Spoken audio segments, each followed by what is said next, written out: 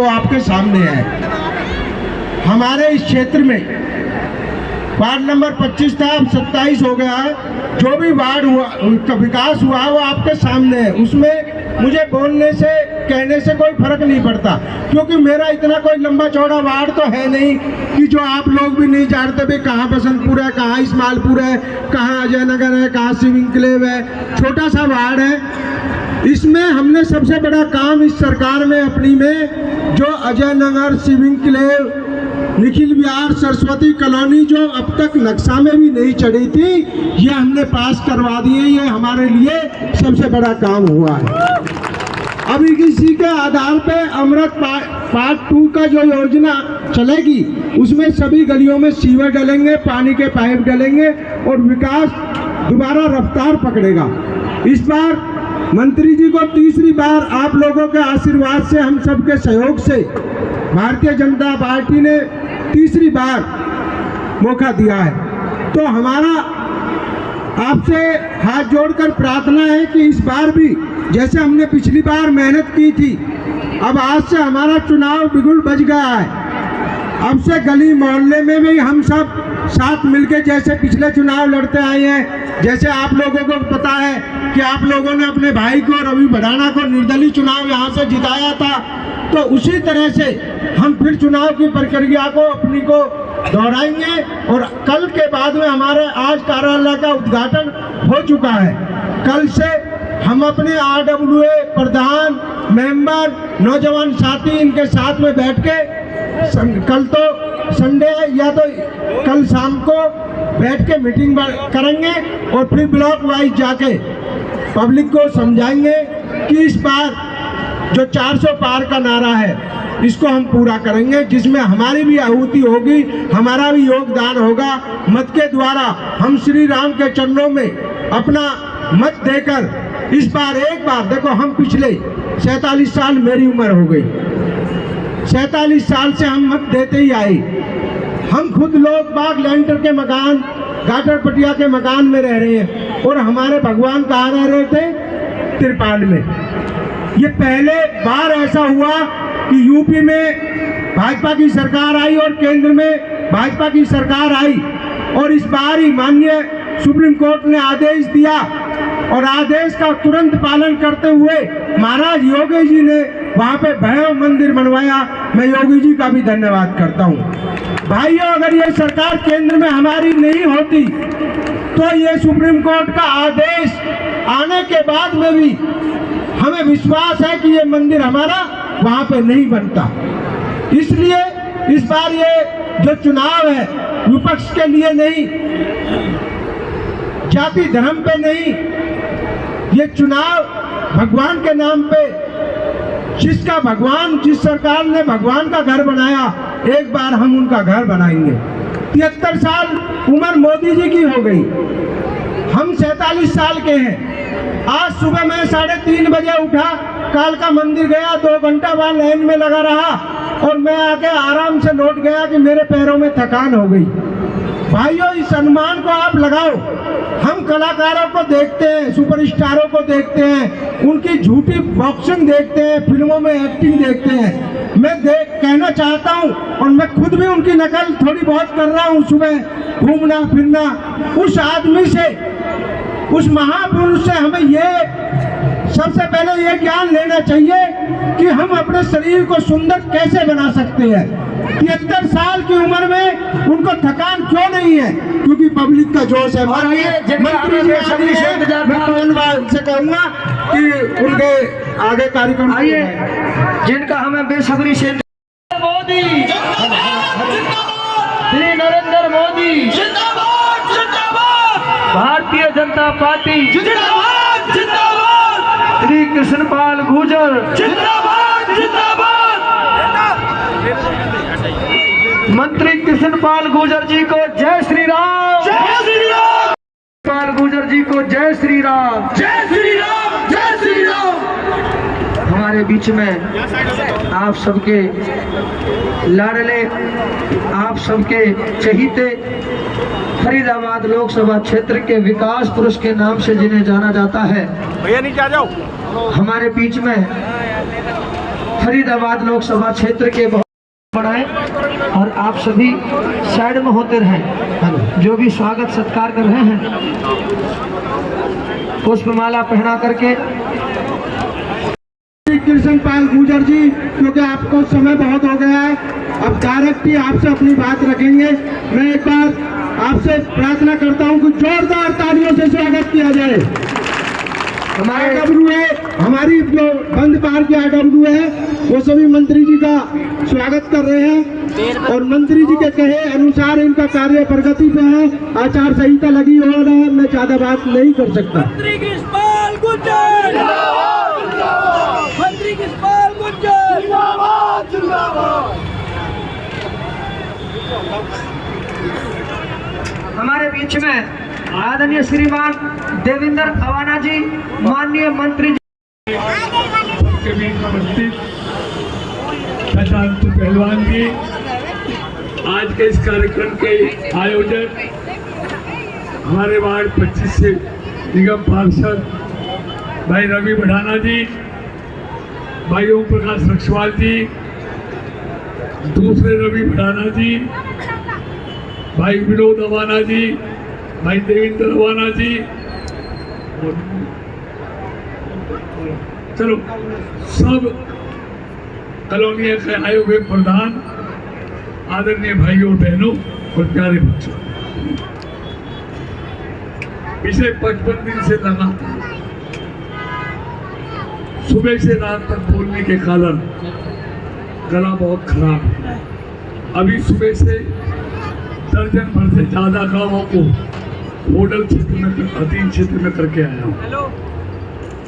आप इतनी देर से बैठे, आपने बहुत इंतजार किया, उसके लिए मैं आप सबसे माफी चाहता हूँ।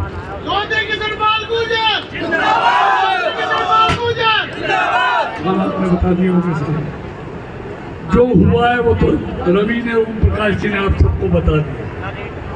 पहले कॉलोनियों की हालत क्या थी, बिजली की हालत क्या थी, वो सब आप जानते हैं। लेकिन आज मैं ये कहने आया, जब से मोदी जी को आप लोगों ने देश का प्रधानमंत्री बनाया है, तब से पूरी दुनिया में भारत का डंका बज रहा है, नहीं बज रहा।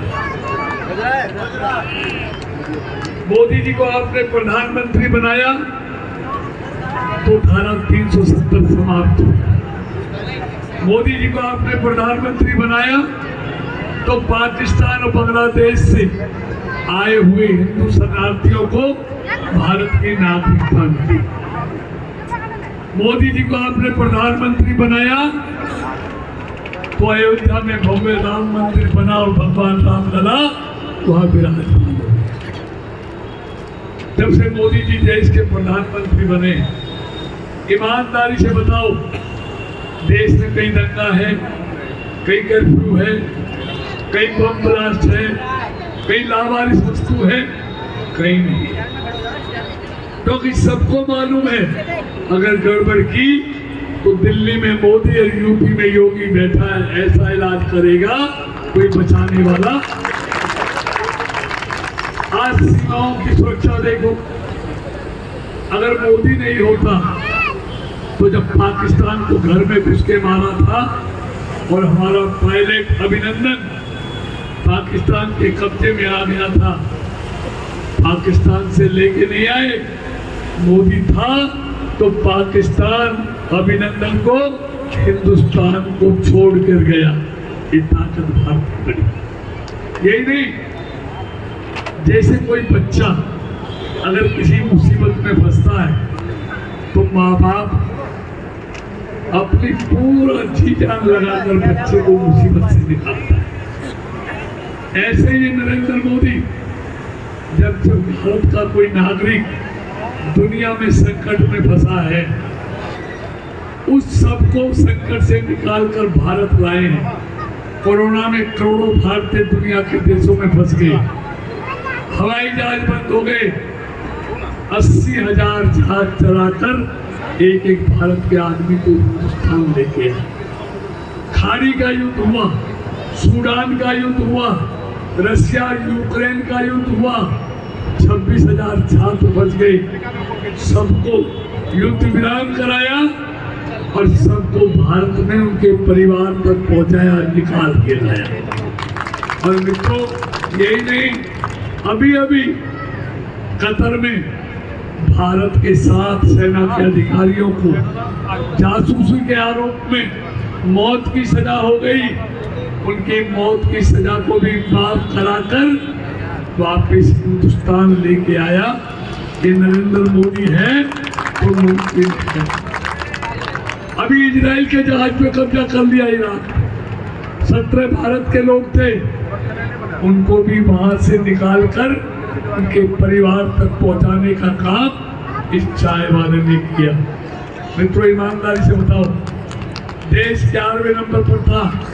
जिसको कहते थे गरीब का बेटा प्रधानमंत्री नहीं बन सकता, चाय वाला प्रधानमंत्री नहीं बन सकता, चांदी में खाने वालों ने भारत को 11वें से 11वें नंबर पर रखा। पूरे 10 साल कांग्रेस की सरकार। और चाय वाले ने भारत को 11वें से 5वें नंबर की ताकत बना दिया दुनिया में।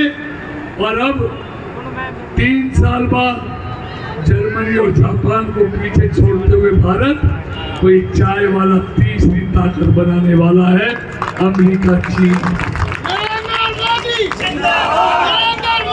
मित्रों, कहते हैं कि हमारे साथ धोखा कर दिया। अगर हमको ये पता चल जाता कि हमको छोड़ के भाग रहा है तो इसका ऐसा इलाज वायनाड में कर देते कि छठी का दूध याद आ जाता। अमेठी भागा, वायनाड भागा, अब बरेली भी भागेगा, रायबरेली भी भागेगा। ठिकाना नहीं मिल रहा पूरे देश। तीसरी बात, आपको मालूम है कमल का बटन दबाओगे तो कौन प्रधानमंत्री बनेगा? बताइए ईमानदारी से, जरा हाथ खड़ा करके बताओ कौन बनेगा कमल का बटन दबाएगा। अगर गलती से दूसरा दब गया तो आपको मालूम है कौन बनेगा? नहीं मालूम है आपको कोई बनने वाला, कोई नाम है? आपको पता नहीं। जो कांग्रेस से लड़ रहे हैं उनको भी पता नहीं है कौन बनेगा, उनको भी पता नहीं। और हम यही कहते हैं कि मोदी नहीं तो कौन, ये आपको बताना पड़ेगा। चेहरा बताओ। अपोजिशन वाले, आप बीजेपी की बात करो ना, मैं अपोजिशन की बात कर रहा हूँ। अगर वो वोटों को लेना चाहते हैं, जैसे बीजेपी का चेहरा मोदी है, तुम भी देश के लोगों को बताओ कि हमारा चेहरा ये, फिर देश के लोग फैसला करेंगे। लेकिन उनके पास चेहरा नहीं है। जो चेहरे हैं वो हवालात काट कर जमानत पर आए। वो 12 लाख करोड़ के घोटालों की काले उनके चेहरे पे बदलती हुई।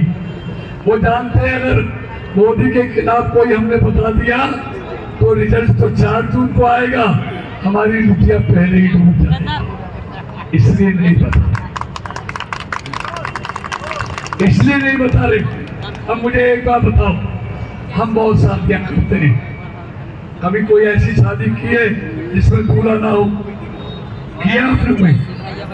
कोई ऐसी शादी जिसमें दूल्हा ना हो? ऐसी गाड़ी या बस में बैठ के गए हो जिसका ड्राइवर ना हो?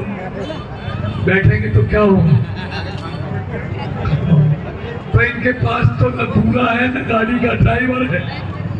और जब दूल्हा नहीं है तो बाराती कहाँ मिलेंगे? मिलेंगे नहीं मिलेंगे। और हमारी गाड़ी का ड्राइवर दुनिया का सबसे बेहतरीन ड्राइवर नरेंद्र मोदी है। और हम सभी एक बार हाथ उठाकर खड़ा करें कि हम वादा करते हैं कि 25 तारीख को अपने वार्ड से 70-75% हम मतदान कराएंगे और फरीदाबाद में एक रिकॉर्ड बनाएंगे कि जो आपकी नजरों में भी रहे कि 27 नंबर वार्ड से हमें इतने मत मिले हैं। जय हिंद, जय भारत। है पल्ला, तिलपत, बसंतपुर तक सबसे बड़ा इलाका, सबसे ज़्यादा वोट आपका राजनीतिक और पैतृक जगह भी मानी जाती है। क्या देख रहे हैं आप यहाँ? देखिए सतपाल जी, यहाँ के लोगों में अभी 9:45 बज रहे हैं, 4 बजे से बैठे हुए हैं। ये इनका जज्बा है, भारतीय जनता पार्टी के प्रति इनकी आस्था है। मोदी के प्रति इनका भरोसा है और हमारे प्रति विश्वास है। ये लोग रोज कमाने खाने वाले हैं, इनको मालूम है कि ये सब देशभक्त लोग हैं। इनको मालूम है देश को कौन आगे बढ़ा सकता है, कौन सी पार्टी आगे बढ़ा सकती है, कौन सी पार्टी गरीबों की हमदर्द है।